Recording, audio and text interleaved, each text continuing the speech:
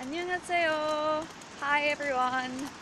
I would like to dedicate this video to crazy Korea. Crazy Korea.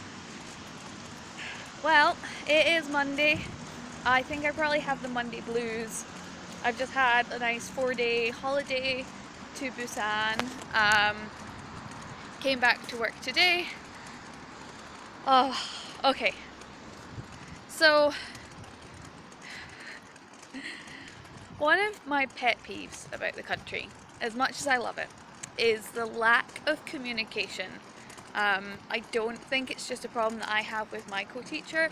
I think it is a general thing in this country. They don't tend to tell people very much or give an awful lot of information or in-depth explanations.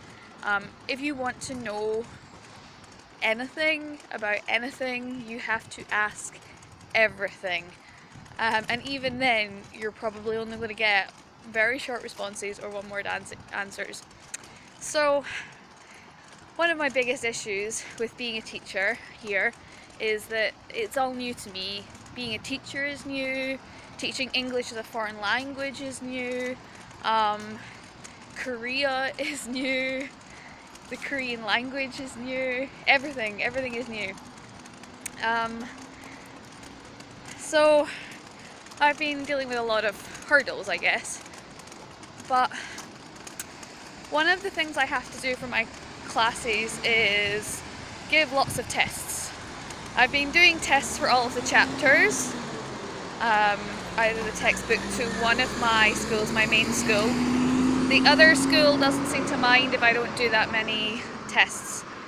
It's more about having fun with the kids, getting them to enjoy speaking English, make it a more fun environment. But my main school, I guess, is just a little bit more hardcore with getting results.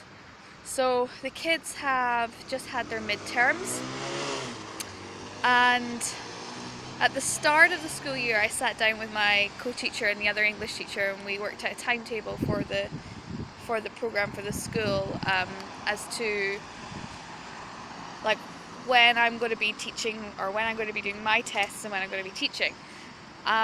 So the week after the midterms, I was asked to do a week's worth of practice for a speaking test that they have to do next week. So it's like in a 2-week period, 1 week they have to learn what they're going to be saying, and the next week they have to actually do a test on it.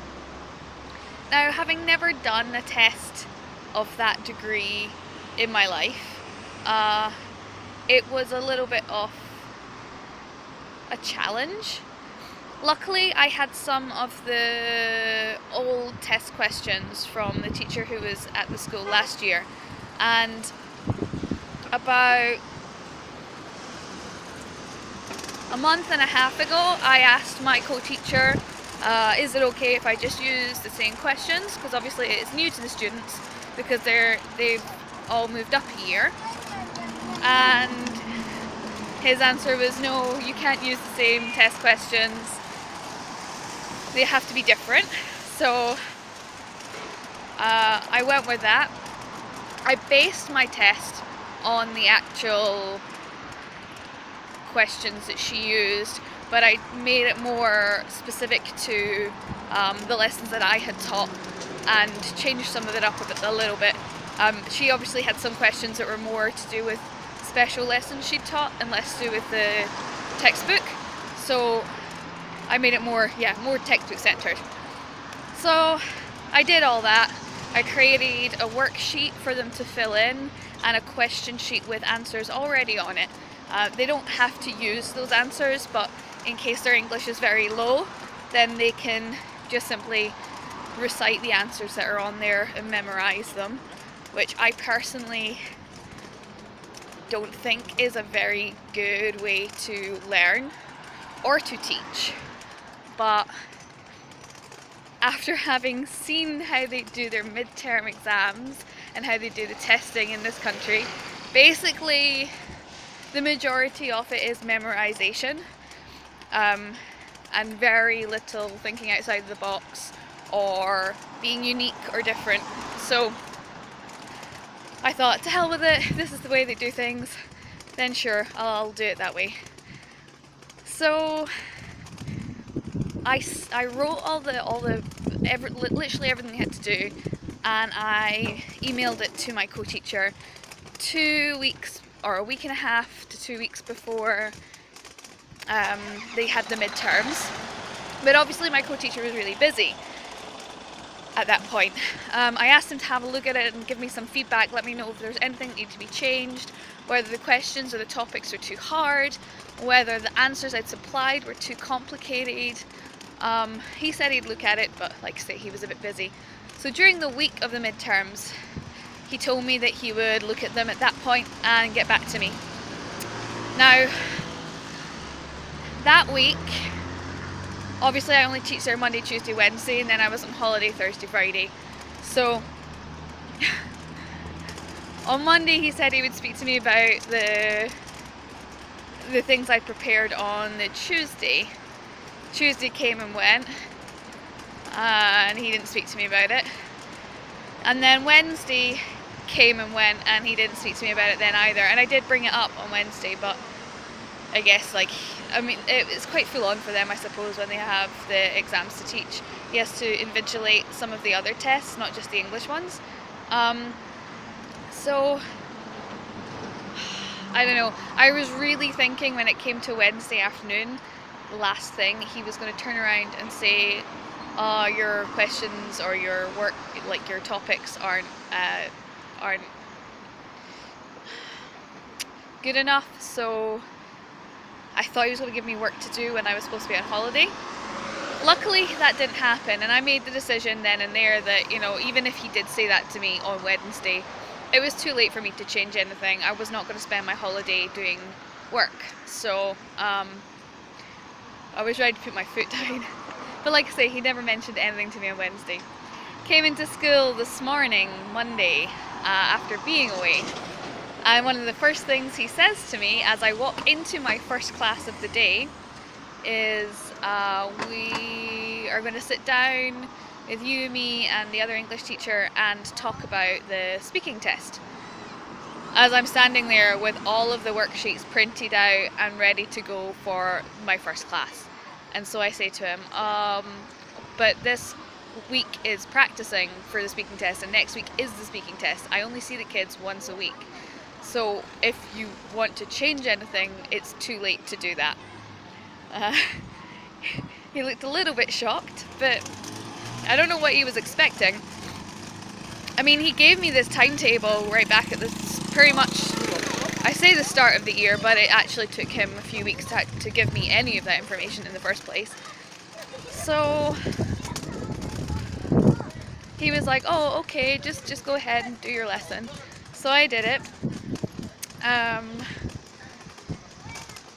I still have no idea whether or not what I've supplied to the children is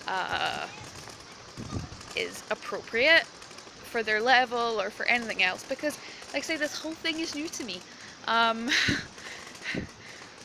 But I gave them the information, and I genuinely feel that next week when it comes to doing the speaking test, they're not going to know what it is they have to do. They're not going to have memorized anything. They're not going to have their own answers. Like, some of the kids probably will, but the rest of them are probably going to struggle. And it's really simple things, like my favourite animal is because, or at the weekend I do this with my family. It's like it's a whole section of the textbook. So they have had weeks worth of practicing reading, writing, speaking, listening to things of that vein. But it just made me really, not mad, but very frustrated that my co-teacher would think that that's a good time to say to me, oh, we need to sit down and talk about what we're going to do for the speaking test, when it's the week that we're practicing for the speaking test. So, and on top of that, some of the classes got cancelled again today, which means I'm not going to get to see them until next week. So they won't be doing their speaking test next week because they'll have had no practice for it. And again, I wasn't told that these classes were going to be cancelled. What else? It seems to happen an awful lot. I've now looked more at the schedule for the rest of the year, and between now and the summer holidays, summer vacation, and basically it looks like between now, so after the midterms, until the end of the year, end of the semester, I'm supposed to teach 3 topics. 2 weeks are dedicated to the speaking test. 2 weeks are dedicated to a writing test. 2 weeks are dedicated to the end of term tests. And I think that leaves, and then there's 2 weeks or a week and a half after the end of term tests before the vacation, which obviously isn't really like time that I can, I can teach some things from the textbook, but it's not going to be any use to them in the end of year term tests, so I don't really understand the point. And I have 3 topics to teach between now and then, which basically isn't going to happen at all. There's going to be no, like, with the number of classes that get cancelled, all of my lessons keep getting pushed back or moved around or just don't happen. So I'm going to have to skip entire sections from the textbook in order to get to the end of the textbook for the summer holidays. It would just be really, really, really nice if I had more information at the start of the year as to what was happening and when it was happening. At the same time, I don't think it's completely my co-teacher's fault. I think that a lot of the time they don't know when classes are going to be cancelled or when the school's going to be doing like special days, or the kids are going to have special lectures to do with like fighting in the school, or like they did one on like bullying and things like that. So I don't really, like, they don't know when that's going to happen, or my co-teacher doesn't know when that's going to happen, so he can't really give me that information. But again, that just comes down to this whole really bad communication in Korea. So on top of that, like, this is the first time back, as I said, from the kids having done their midterms, so they've just got their test results, and I can understand why kids here get so stressed out and have such a hard time. Like, the teachers were giving me their test sheets to try to help them make sure that the questions were,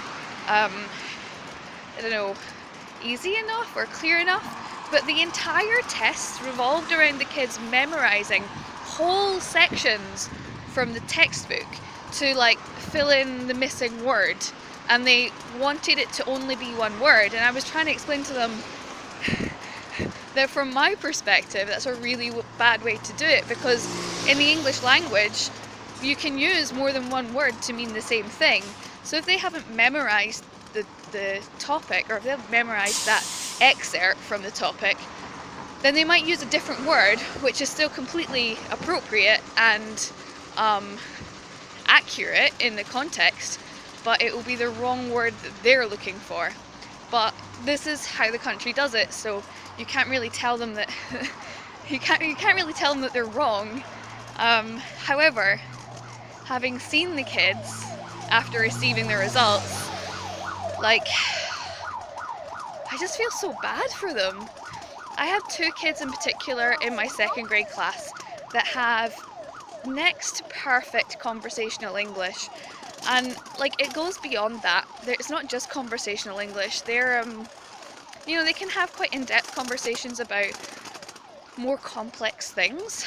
They understand everything that I say. They speak very fluently and eloquently. They have a good grasp of vocabulary, pronunciation, all of those things. They're really they're fantastic students. One of them failed the test. Now, most of my kids have virtually, very, very low English. Some of them have virtually no English. I don't know how they would have done, so it makes me, really worry for them when they go to high school and then they've got exams and things. It's just yeah, I can understand why the pressure leads them to do some really bad stuff. So, I don't know. And as well, they just looked so upset and so sad. And I wanted to make them happy, but instead of being able to do like a fun lesson where they get to, I don't know, learn the lyrics to a song or play some games or watch some videos, nope, they had to prep for another exam, another test. And I guess it gets a little disheartening being a teacher at times. But at the end of the day, there's nothing that I can really do about it, so I just have to like go with it. So yeah, crazy Korea. Oh. As well, one of the other things I found really funny was they came to me to help them grade some of the test questions, and there was like, you know, some kids were using completely the wrong words or words that had nothing to do with, like they just used any English word because they didn't know what the answer was. They just wrote a random English word. And then the teachers were like trying to find a way to make it the right answer, which was nice of them. But then there was another like couple of kids that, for instance, the missing word was accommodate. And if the kid had written accommodate but missed out a C or missed out an M, the teacher marked it as wrong and they got no points. And I'm like, but you can tell that they're writing the word accommodate. Like, it's very clear that they know the right answer, they've written the right answer, they've just missed a letter. So, like, that's so harsh. Like, really harsh. Like, in all of the tests that I give my kids, I make sure that every question is, like, worth 1 point, but they get half marks. So they can, like, get a half mark if they write the right word but they spell it wrong, or they write the wrong word but they, how do I put this, but they've like tried to make it fit so it does make sense, it still makes sense. And as far as I'm concerned, as long as an answer makes sense, then they should at least get like half a point for trying, even if they haven't got the question right. But I guess that's me just being overly kind and overly sensitive to my kids. Yeah. So anyway, I am on my way to the shops today because my cupboards are bare. It's so sad. My cupboards are bare. So this is like my walk to the shops. It's about a 20-minute stroll. I have my wonderful, if you can see it, granny shopper to help me carry my goods back home. Because I need to buy a lot of stuff. I felt like such a fool buying my granny shopper, but it seems to be completely acceptable here and the done thing, so I'm not too embarrassed. I would never do this in Scotland, I would die of shame.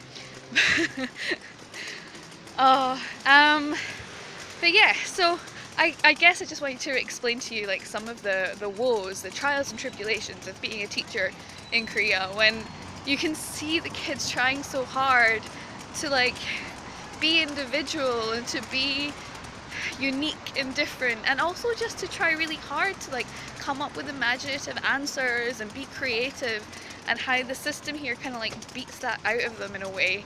It's just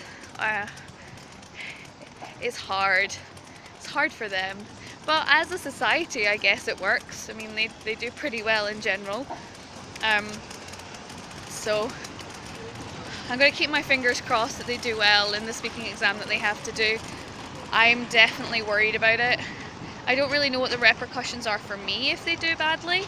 I know that my English teacher explained that for the midterms this year the kids did a little bit worse than last year. But again, one of the really infuriating things is, whereas in the UK, yes, teachers will make up their own test questions and things for like tests that they'll do throughout the semester, which is literally just for information for the kids, I guess, so they can see how well they're doing. But here, when it comes to, but obviously when it comes to like prelims or exams or anything like that, we have a board of teachers, I guess, or experts that will create the questions. They'll sit down, they'll talk about all of them, they'll make sure that all the questions have like fit into the curriculum, that it's something that all the kids should have learned if they were following the curriculum, and you know, that none of the questions are too difficult, too complex, or too confusing. And then after the tests have been sat, all the test questions go to the SQA and they get handed out to a bunch of other teachers who have all been trained and taught and given some information on how to grade the questions or the answers that the kids have written, to make sure that it is relatively fair. And then I think they also do like they look at, you know, overall, if every kid really struggled with one of the answers, then they lower the pass rate for it or something, so that, you know, nobody, like, everybody doesn't fail because it was a really stupid question, basically. Whereas here in Korea, every single teacher in every single school writes their own questions for their own exams and then grades them. And so, in my opinion, and again, it is just my opinion, like, there can be complete bias and unfairness. There can be prejudice. There can be, like, one of the things that I find really, like, stupid about it, I suppose, just to put it bluntly, is that you can't use the results to grade a school against any other school to determine which areas are struggling, which areas, like, in a country maybe needs more funding or more provisions, or where the teachers might need more training or anything like that. You can't yeah, you just can't compare any of the schools or the students in the different schools or the different regions of the country to try and understand, like, you know, how the country's doing as a whole. Because if every teacher's creating their own questions to their own, like, tests, there's just no comparison. So I don't really see how they can have, like, they can't really, like, do an overall, like, what's the word I'm looking for? Oh my god, my brain's so tired. Like, at the end of every year, they can't say, oh, Korea's done really well in English, or really well in Korean, or really well in maths, or really well in any of the subjects, because it could just be that the teachers have given really easy questions in all of the schools. Like, there's no real monitoring, as far as I'm aware. Maybe somebody does come around and check. Like, if a school gets really, really great grades one year and every other year they've done really badly, maybe somebody comes and investigates to make sure that the questions were actually, you know, like, hard enough for them, the answers weren't supplied to them. But I don't know. It just seems a bit mental. I hope you guys can hear me. It's been a pretty loud and busy trip to the shop so far. It's definitely rush hour here in Janggidong. But I am going to go and do some shopping now, and I hope you all have a pleasant day, and I guess I will see you or speak to you the next time. Okay, bye! 안녕히 계세요.